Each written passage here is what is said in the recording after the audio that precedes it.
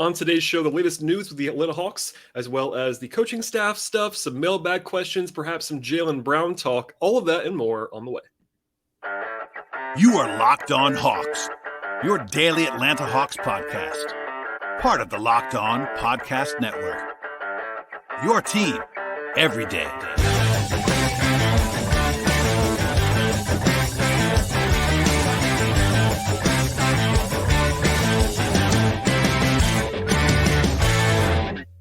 Hello, friends. Welcome to episode 1470 of the Locked On Hawks podcast. I am your host, Brad Rowland, coming to you on a Wednesday afternoon. And today's show is brought to you by Gametime. Download the Gametime app, create an account, and use the promo code LOCKEDONNBA for $20 off your first purchase with Gametime. Last-minute tickets, lowest price, guaranteed. I also want to encourage you at the top of the podcast, make us your first listen each and every day. Check us out anywhere you get your podcast. That includes Apple and Spotify, Stitcher, as well as YouTube on the video side.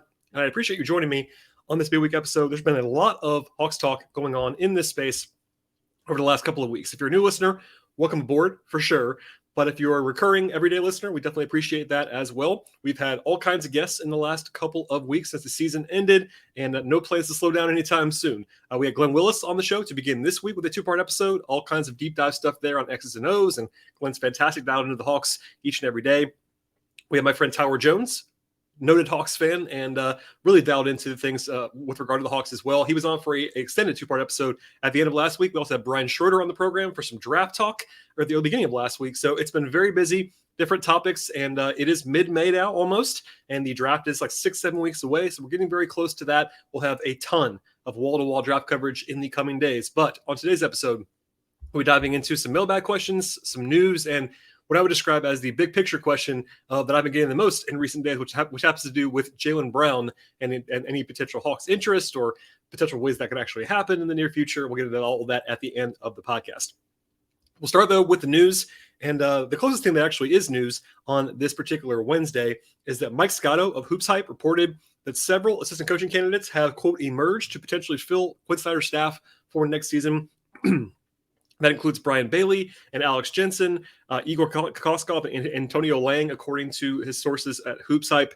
One thing you'll immediately notice with regard to this is that all four of the reported names have ties to Quinn Snyder. That's not a huge surprise. If you follow how this stuff works around the NBA, most staffs have some ties to the head coach, especially new guys who are coming in who have extended track records. Obviously, Snyder's been around for a long time as a head coach, as assistant coach, etc. It's been reported widely. I think Zach Klein and Woj and others have reported that the staff is going to be overturning almost entirely, which makes a lot of sense. And just as far as like who these guys are, I'll kind of do the short version right now. Kokoskov is the most well-known probably because he was the head coach of the Suns for a year. He also worked under Snyder for 3 years in Utah, has been the head coach of the Serbian national team before, coaching Luka and Nikola Jokic, etc. He's also very respected as an assistant, worked in Sacramento and Dallas, as well as in Brooklyn. Alex Jensen is the guy that I've been most confident the whole time would probably end up on Snyder's staff. Nothing official, obviously, but he has been tied to Snyder for a long time. He was assistant under Snyder for 8 years in Utah. He was actually the lead assistant for the Jazz at the time of Quinn's departure from Utah. He was also the interim guy for a few games when Snyder got COVID during the 2021 season, I believe it was. He'd be a very logical candidate if you're looking for one for the head assistant job, the lead assistant job, the job that Joe Prunty had last year. It was Melvin Hunt under Lloyd Pierce, etc. It was then Nate under Lloyd Pierce for a brief time as well. Also, Brian Bailey was in Utah for 2 or 3 years. Antonio Lang was in Utah for 5 years, and with Cleveland the last 4 years. Also, with regard to Lang, he played under Snyder when he was on the staff at Duke. So they've been going a long time back. That's like 25, 30 years ago. But still, these guys have close ties together. Also, a reminder right now as well, the Hawks not announced this just yet, but it's been widely reported that Mike Bray is going to join the staff. He's the former Notre Dame head coach for 2+ decades, and he and Snyder go way back to Duke as well. So it is still early in the process with regard to assistant coaches, and the playoffs are still ongoing. A lot of guys actually end up waiting until the entire landscape kind of dials down. Their head coaching job's still open. Toronto's still open. Milwaukee's open, etc. And that kind of usually leaves things a little bit uncertain until all the head jobs are filled. It kind of trickles down from there. So we'll probably have some more clarity in the coming weeks, but these are definitely some names to keep an eye on. I'm not sure if they're all four be on the staff, but certainly I think Jensen's probably most likely, and you get into other guys who have been around Snyder as well, and I'm sure he'll have plenty of irons in the fire with regard to who's going to be on the bench come next season. The other thing that I will get to on the news front is some award voting stuff. I will do my best not to rant about this too much, but I do because I kind of do the same version of the same rant every year. But if you ever want to find some of the most ridiculous player votes when it comes to awards from the media, these are all media voted awards. They usually come in from all defensive team voting. I've said before many times, I'll say it again now for the new listeners, defense is certainly undervalued in the modern landscape. I think that's definitely the case with fans and people don't really watch defense. I get all that. It's not fun to talk about.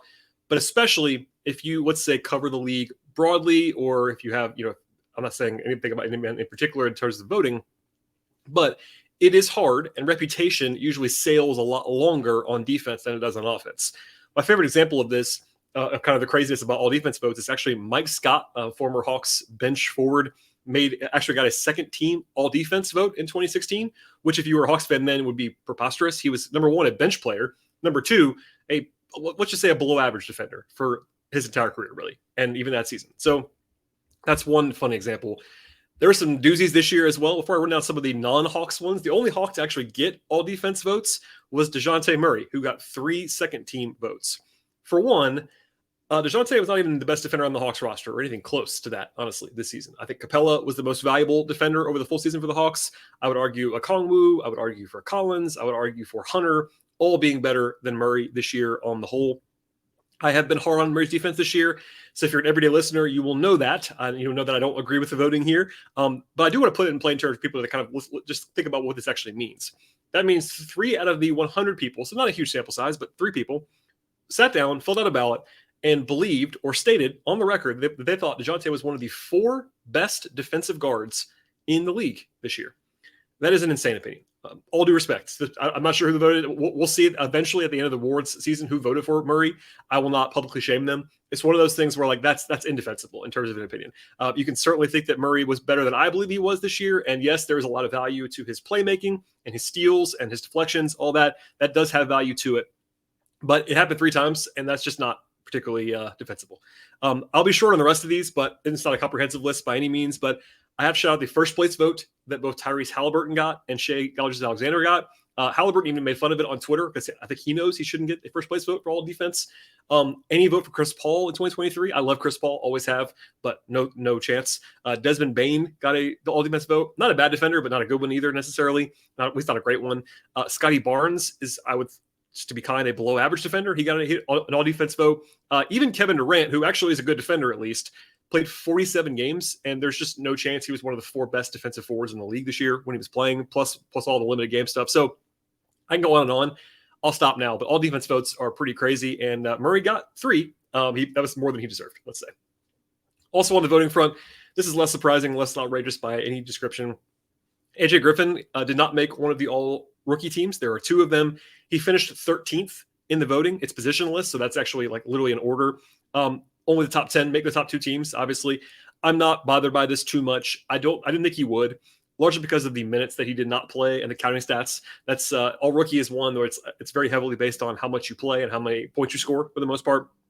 AJ was 14th among rookies in minutes, and the top 10 guys who were selected were all in the top 11 in minutes, plus the guy who finished 11th was Andrew Nembhard, and he was 11th. So the top 11 guys in voting were the top 11 guys in minutes in all rookie. So it kind of tells you what the voting is usually based on. I do think that AJ was undervalued in the voting because a lot of people just kind of look at the counting stats, and he had really good efficiency for a rookie, which does matter. He had 58% true shooting. That was third among non-center rookies, only behind Jalen Williams and Keegan Murray. Those guys were first-team selections, and rightfully so. So anyway, AJ had a very nice rookie year. He didn't play a ton down the stretch or at the very beginning of the season, but still, he was healthy all year. Knock on wood on that. A full offseason to come for skill work for AJ. And get some of that burst back athletically that he had in high school. But a ton of positivity about AJ right now, and I think for good reason. And the last bit of news is that we are 3 days into NBA draft workouts for the Hawks. They announced their pre-draft workouts starting a couple of days ago. There's been nobody that I would describe as a guy that I would be drafting in the top 60 that has come through so far, but some guys who are potential 2-ways, summer league invites. It is pretty early. I will not name the entire list, but some notable names. Jordan Dingle was the Ivy League Player of the Year out of Penn. He came through. Tavion Kinsey from Marshall, potential 2-way guy out of Marshall. Tremont Mark from Houston is an interesting player in the backcourt. Anton Watson from Gonzaga came through. He's probably pretty well known because he played at Gonzaga, but not probably a draftable guy, but maybe a pro at some point. Marcus Bagley, who is Marvin Bagley's little brother, who played at who's actually been at Arizona State. He came through. Tiger Campbell from UCLA came through. More of a college player for sure, but a guy that I really enjoy. Norchad Omie from Miami, a guy who was on a deep run team with Miami and was kind of their only big on their roster, despite being only 6'7" or so. Alex Fudge, Matthew Meyer, it came through on Wednesday. He was once potentially thought to be a top 40 pick in the draft back when he was at Baylor. His star has fallen since then, but an interesting kind of guy. Kevin O'Banner, Antonio Reeves, etc. So no huge names by any means, but as this process goes along, you'll probably see some more. And the Hawks have been pretty transparent about these. Back in the day when I first started covering the team, the Hawks never announced who was coming through. And now they have basically one every day that have 5, 6, 7 players come through. It can be pros or minuses to that. Obviously, there are always teams that do kind of off-the-record private workouts that we will never hear about, or at least that I will hear about, not be able to share with you necessarily. But at least transparency's sake, fans can know who's coming through if they have anybody that they're really interested in, but I wouldn't make too much of these lists at this point in time. All right, we'll get to some mailbag questions in a moment, but first, a word from our sponsors on today's podcast. Today's show is brought to you by Gametime. If you've ever been trying to buy tickets to a big event at the last minute, it can be stressful and probably not the best idea for your emotions or your wallets. And after all, buy tickets should not be a hassle. With Gametime, you're the fastest and easiest way to buy tickets for sports, music, comedy, and theater. They have last-minute deals that are killer, and they also have the best price guarantee, so you can avoid stress and start getting hyped for the fun that you're actually going to have at the event. Spring is here. There's tons of events around me in Atlanta. I'm sure there are as well, wherever you may be. And you can get flash deals, last-minute tickets. It's also so easy to find out by tickets at any kind of event you're looking for. You can see where your seats are going to actually be with images, and they have protection if your event happens to get canceled. You can forget planning months in advance as well. They have tickets all the way up to the day of the event, and with Gametime Guarantee, you get the best price possible. If you can find tickets in the same section or the same row for less, you'll be credited by Gametime 110% of the difference. It's the fastest growing ticketing app in the country for a reason. You can buy tickets just a matter of seconds, plus those tickets actually be delivered directly to you via your phone. Download the Gametime app right now. Create an account. Use the promo code LOCKEDONNBA for $20 off your first purchase. Terms apply. Again, create an account. Redeem the promo code LOCKEDONNBA for $20 off. Download Gametime today. Last minute tickets, lowest price, guaranteed. Okay, some mailbag questions. And by the way, if you have questions for me, I will definitely take them at BT Rowland on Twitter, at LockedOnHawks on Twitter. Also, LockedOnHawks@gmail.com is the official email account of the show. And I appreciate everyone for asking questions. I have a stockpile, but certainly keep firing them. I won't answer them all. There are too many, which is actually a good problem to have, of course. And I try to engage with people offline as well, but always fun to have the sort of the pile getting higher and higher as the offseason arrives. We'll have probably a mailbag show every week or two along the offseason. As for the questions, Jim says, if you said at least twice that you think Collins could more easily stay if Capella goes. Can you explain why? I've said it a few times, but I'll sort of get into it a little bit deeper now. There are a few different factors in play here as to why I believe, this is not something I'm reporting, but I think it's easier to keep Collins if they move on for Capella. It's kind of common sense in some ways, but these are not really in any order. One of them is salary related, I should say. Both guys are making more than $20 million next year and the year after that. So they're large salaries, not crippling by any means, but pretty large salaries. Collins makes more. Both are a little bit large. Not 100% clear what the Hawks' tolerance is for paying the tax at this point. That's one of the questions of the offseason for sure. But one of the ways to clear some salary potentially is to move on from Collins or Capella, get a little bit cheaper, but perhaps probably not dump them entirely for nothing as far as money is concerned, but maybe cut some salary off. Another option and reason why it could be easier to have Collins is that he could be utilized in a way that's better for his skill set on offense if Capella is not there. I've said this a few times, including with Tyler and with Glenn, but Collins and Capella have sort of succeeded together a lot more than people realize. And that's been the case in the numbers all the way through for 3 years, basically. Most of that, though, is because of the defense. I think offensively, it's not a secret. These guys are not the best fit in the world. Capella is a non-shooter. Collins is a better shooter than he showed this year, I believe, but still not a guy that you want necessarily being a bomber all the time. Okongwu's not a perfect fit for Collins either, but there's definitely a world in which Okongwu can space the floor a little bit more. We saw that a little bit more this year. He's more comfortable on the perimeter. You can have him be a guy in different spots, whereas Capella is kind of limited to being a pick and roll partner or being in the dunker spot. So having the ball handling of Okongwu and the perimeter stuff with him might sort of magnify Collins a little bit better. Another one would be that if you're going to move on for Capella and decided that already, I think it'd be helpful for Okongwu to have a very solid power forward next to him who has good size and good defense, and that's Collins. Now, they have Jalen Johnson as well, which I'm not saying that's not Jalen Johnson. They were using Jalen a lot more on the perimeter defensively this year. They could do, he kind of do both, honestly, but having both those guys along with Okongwu would not be the worst idea in the world. And finally, I do believe that in the perfect world, I think John Collins playing some small ball backup 5 minutes would be what a lot of teams would do with him. I'm not saying that you have to do that by any means, but I think if you put Collins on a random team, more often than not, he would be playing some center for that team. And I think right now, it's a good problem. It's not a problem at all, really, but the Hawks have 48 minutes of good center play with Capella and Okongwu. So there's not really any reason to play Collins at center with any regularity. But if you took Capella away, yes, you probably start with Okongwu, and you want to have somebody else. I'm not saying give all the backup minutes to Collins by any means, but having him do that, especially like him and Jalen Johnson, make a lot of sense together in some ways. Jalen's got great size to be playing next to Collins. So, those are all individual reasons that are kind of related on some level. And again, I've never said, and I will never say that they have to keep Collins if they move on from Clint. But I do believe it would be a lot easier to envision it happening if they move on from Clint. And as I've said before, I'll say probably 10 more times, it is very hard to overhaul your entire front court via trade. Like, it's not going to be easy, quote unquote, to trade both Collins and Capella. They could do it for sure if they want to, but it's not like press button as easy as you might think from the outside looking in. All right. Question from Kelly, who says, I happen to see you respond to a troll about something that I was also wondering about. And he or she says, when you say you're not sure what Landry Fields will be as a GM yet, are you not factoring in that he's been doing the job for a while? So troll aside, and I know what that refers to. I love trolls sometimes. I don't think I've done a good job of explaining this. So I appreciate the question. It gives me an opportunity to kind of expand a little bit more.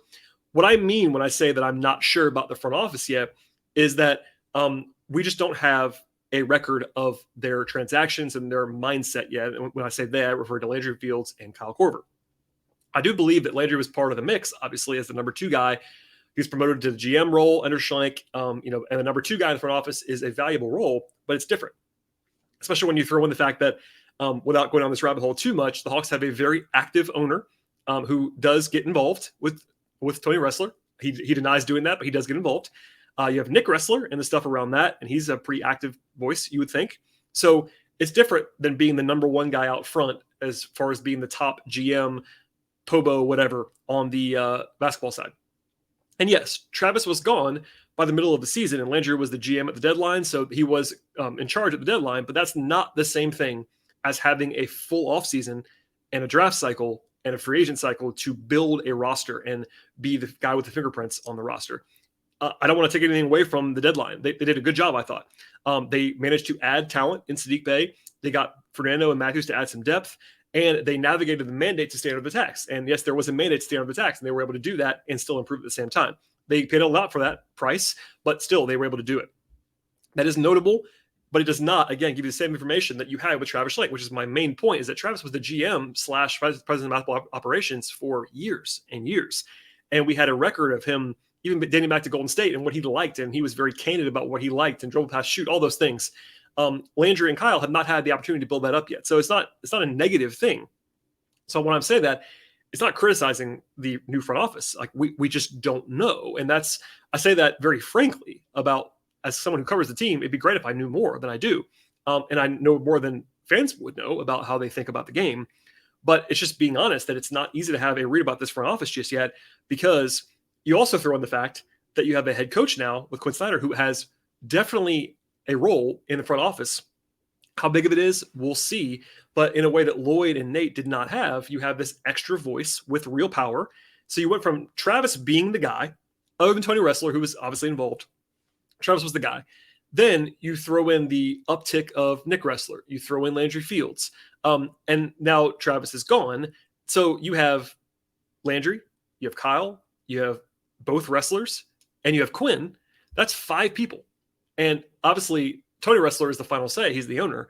But like, there's a lot of uncertainty compared to a lot of front offices. And that's not anybody's fault. That's still there now. It is what it is. Landry and Kyle will have the opportunity to put their fingerprints on the roster. But when I say we don't know what it's going to look like, it's because we don't know what it's going to look like. All of the players, the only player in the top 10 on the Hawks roster right now that was acquired with Landry Fields at the top of the ticket, so to speak, is Sadiq Bey. He didn't draft John Collins. He didn't draft DeAndre Hunter. He didn't draft even Jaylen Johnson and AJ Griffin. He didn't draft Trae Young. He wasn't the guy necessarily when they traded for DeJounte Murray. He wasn't the guy that acquired Capella and Bogdanovich, et cetera. So I'm not saying anything negative about that. It's just the reality that we just don't have the same background. Like with my number one example of this is that I knew that Travis Schlenk valued certain things. And he also was the guy who paid a king's ransom for DeAndre Hunter. And DeAndre Hunter was always on the not quite untouchable list alongside Trae Young, but he was always higher in the we don't want to trade this guy list than Hawks fans wanted him to be in some respects.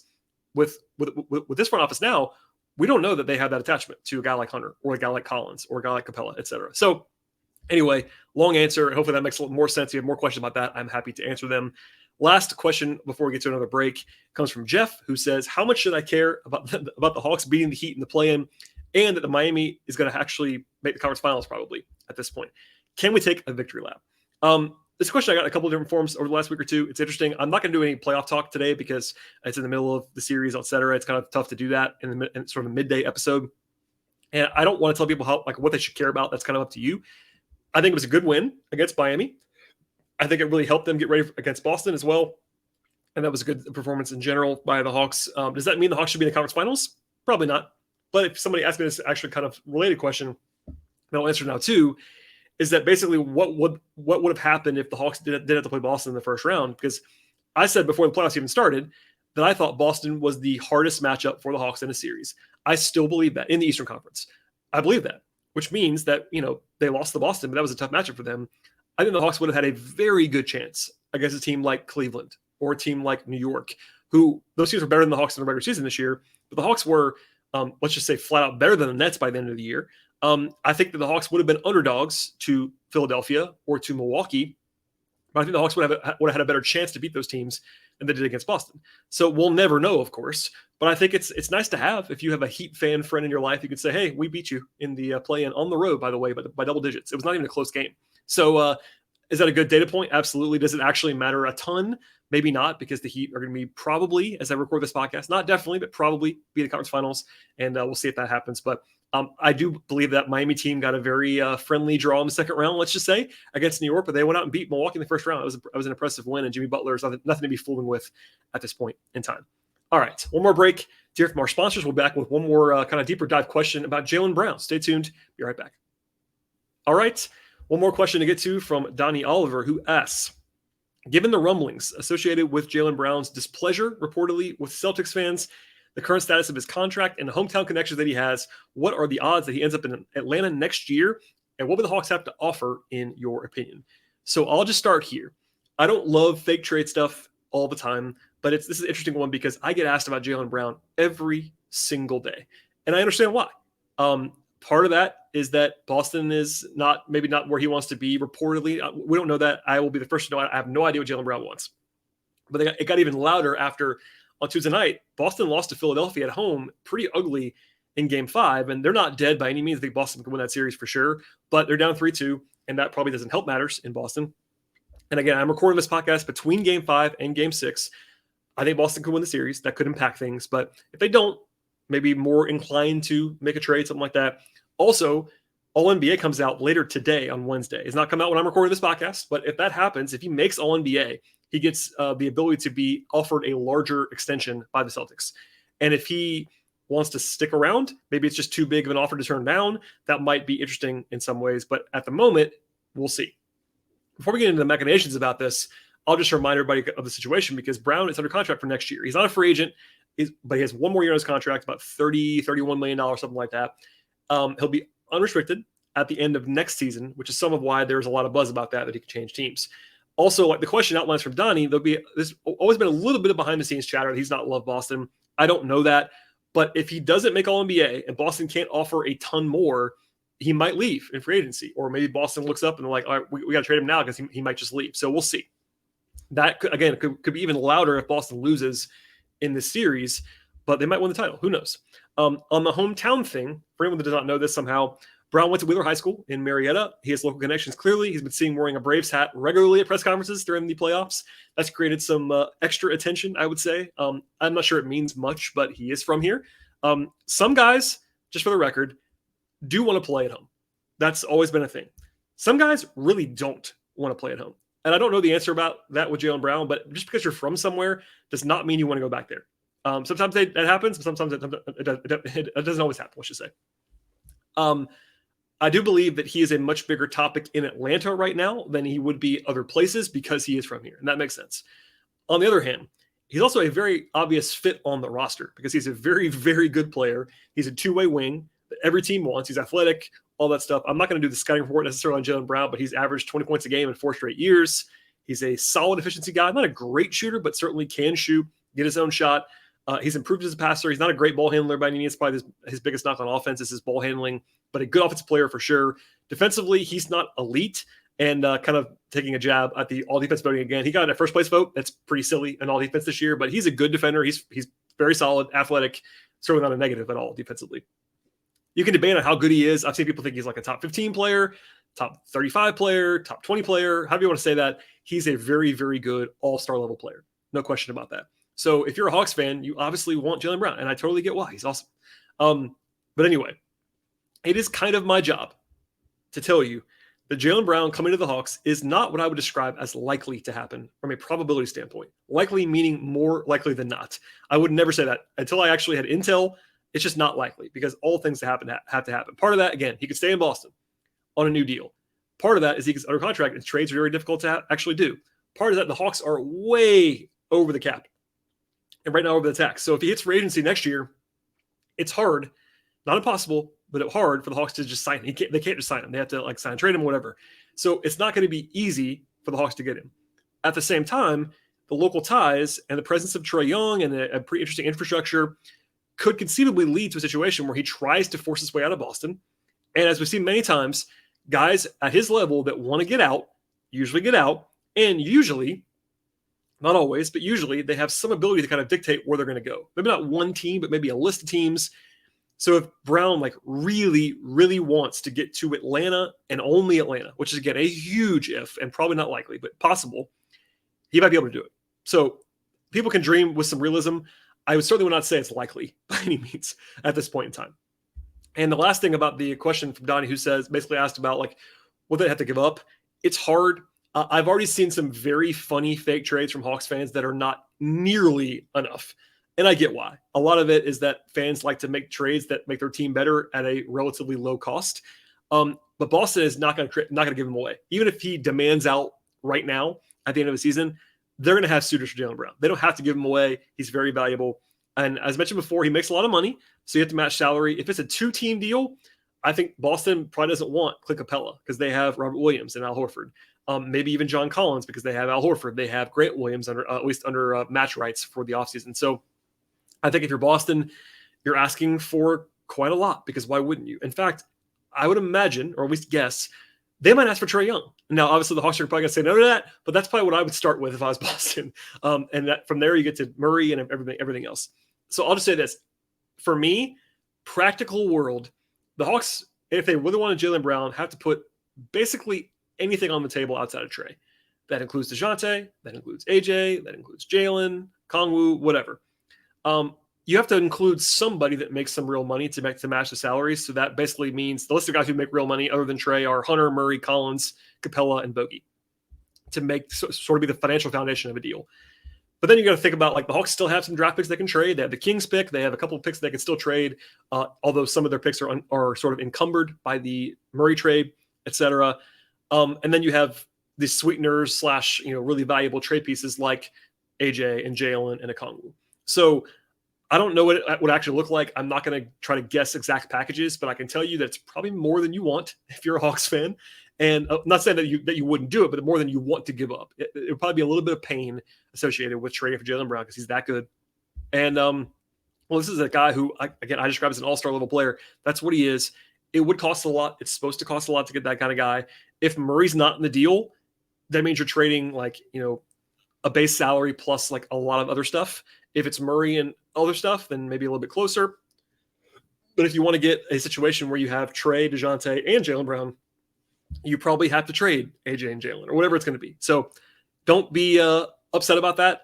If this happens, this sort of escalates, I will do a lot of talking about Jaylen Brown. If there's even a shred of a rumor, I will be talking about it quite a bit on this podcast. But in the meantime, because I got a lot of questions about that in the last couple of days, especially after they lost last night, it got even hotter. So I figured I'd answer a little bit now on the mailbag question. I do appreciate the question from Donnie and from everybody else that asked questions.